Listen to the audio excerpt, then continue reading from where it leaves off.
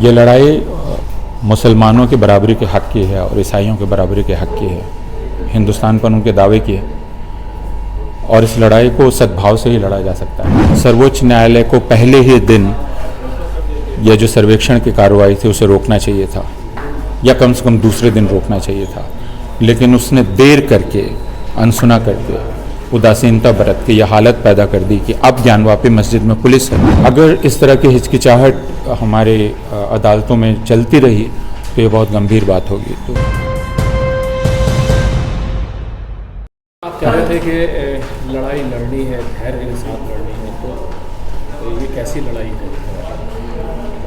लड़ाई हिंदुस्तान के धर्मनिरपेक्ष चरित्र को बचा के रखने की है, हिंदुस्तान के इदारों को याद दिलाने की है, सर्वोच्च न्यायालय को, यहाँ की कार्यपालिका को और बाकी सबको कि उनका एक फ़र्ज़ है जो उनको निभाना है। वो फ़र्ज़ हिंदुस्तान के प्रति है और यहाँ के संविधान के प्रति है और वो उससे मुंह नहीं मोड़ सकते हैं। और हर किसी का फ़र्ज़ अपनी जगह है। एक ज़िला कलेक्टर ये नहीं कह सकता कि पॉलिटिकल मास्टर्स ऐसे हैं इसलिए मैं क्या करूं, मैं मुसलमानों का घर गिरा दूंगा, बुलडोज़ कर दूंगा। इसका इल्ज़ाम उस पर जाता है, पुलिस पर जाता है।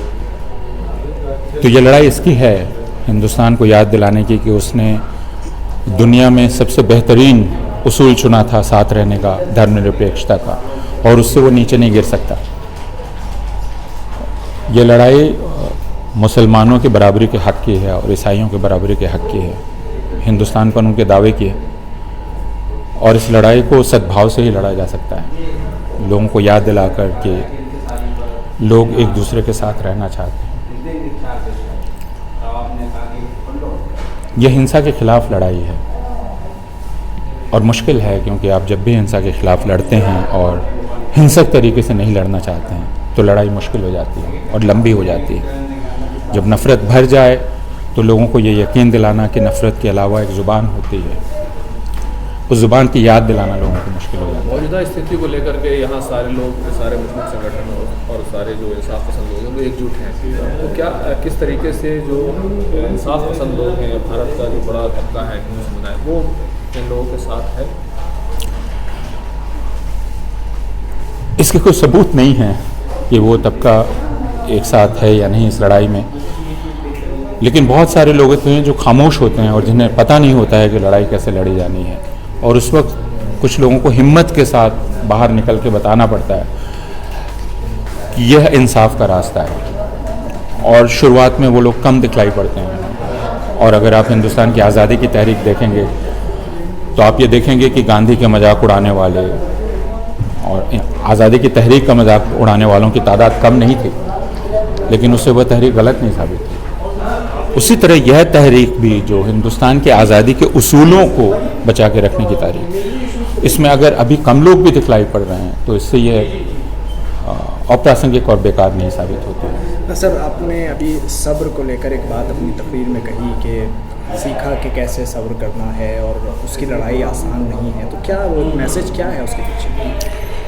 सब्र इसका है कि जब आपको रोज़ाना, और ये करबला की कहानी से भी आपको मालूम होता है कि आपको लगता हो कि आप हार जाएंगे, फिर भी आपको ये मालूम है कि इंसाफ की लड़ाई तो लड़ी ही जानी है और उस लड़ाई को लड़ने तक आपको सब्र करना है, उसके पहले ही धीरज नहीं छोड़ना है, निराश नहीं होना है। सब्र के मानी मैंने यही सीखे हैं, खासकर मुसलमानों को देखते हुए, जिस तरह ज़किया जाफरी हों या बिल्किस बानो हों या सैकड़ों हज़ारों मुसलमान हों।